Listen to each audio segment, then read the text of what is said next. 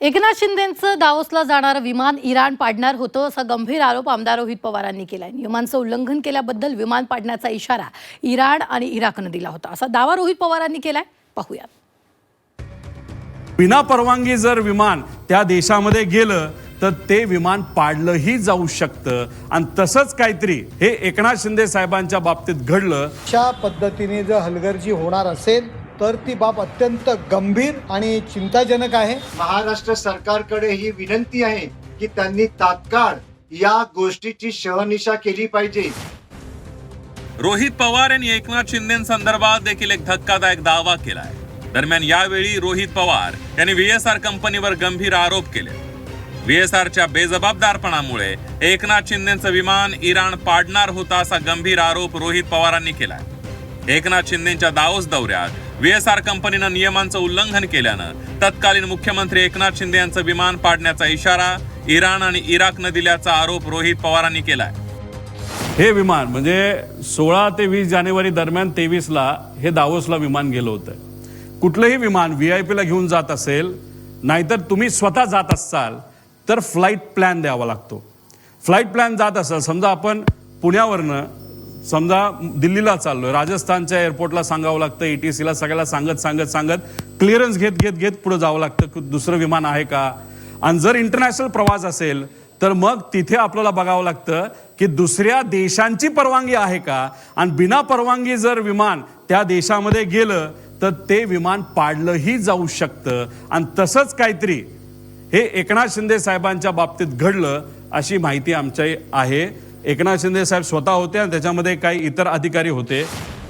VSR कंपनीनं शिंदेंच्या Davos दौऱ्यात संबंधित देशाच्या ATS कडून क्लिअरन्स घेतला नसल्याचा आरोप रोहित पवारांनी केलाय। अजितदादांची घटना महाराष्ट्रात घडली, तसंच VSRच्या बेजबाबदारपणामुळे किंवा VSRला हाताशी धरून शिंदेंसोबतही अजित पवारांसारखंच होणार होतं का असा सवाल रोहित पवारांनी विचारलाय। मग आता याच्यामध्ये दोन गोष्टी आहेत। मग अजितदादांच्या बाबतीत जे घडलं ते भारतात घडलं, महाराष्ट्रात घडलं, ते बारामतीत घडलं। मग या बाबतीत इंटरनॅशनल ग्राउंडला VSRला हाताशी धरून नाही तर VSR स्वतः दुर्लक्ष केल्यामुळे नाही तर मुद्दामून एकनाथ शिंदे साहेबांच्या बाबतीत सुद्धा तोच प्रकार होणार होता का असाही प्रश्न आम्हाला होऊ शकतो। रोहित पवार यांनी केलेला आरोप अतिशय गंभीर असल्याचं विधान खासदार नरेश म्हस्केंनी केलंय। या संदर्भात एकनाथ शिंदेंसोबत चर्चा करणार असल्याचे त्यांनी म्हटलंय। तसंच रोहित पवारांनी केलेल्या आरोपानंतर देशभरातील शिवसैनिक अस्वस्थ झाल्याचंही नरेश म्हस्के म्हणाले। सर्व शिवसैनिकांमध्ये अस्वस्थता निर्माण झालेली आहे। VSR कंपनीच्या या विमान प्रवासासंदर्भात आम्हाला तूर्त या संदर्भात ठोस माहिती नाही आहे। माननीय एकनाथ शिंदे साहेबच त्या संदर्भात सांगू शकतील आणि मी आज स्वतः भेट घेऊन माननीय एकनाथ शिंदे साहेबांकडनं ती आम्ही माहिती घेणार आहोत।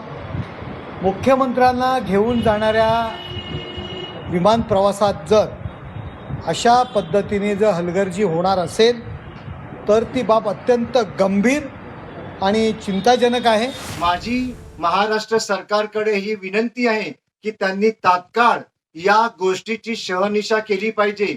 रोहित पवार यांना बोलावून घेऊन त्यांचा जबाब नोंदविला पाहिजे।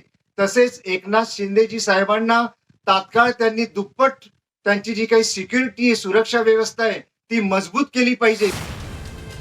अजित पवारांच्या निधनानंतर रोहित पवार यांनी VSRवर गंभीर आरोप केले। दरम्यान याआधीही VSRच्या बेजबाबदारपणामुळे एकनाथ शिंदेंचं विमान इराण पाडणार होता असा आरोप रोहित पवारांनी केल्यानंतर राजकीय वर्तुळात खळबळ उडाली आहे। ब्युरो रिपोर्ट, झी 24 तास।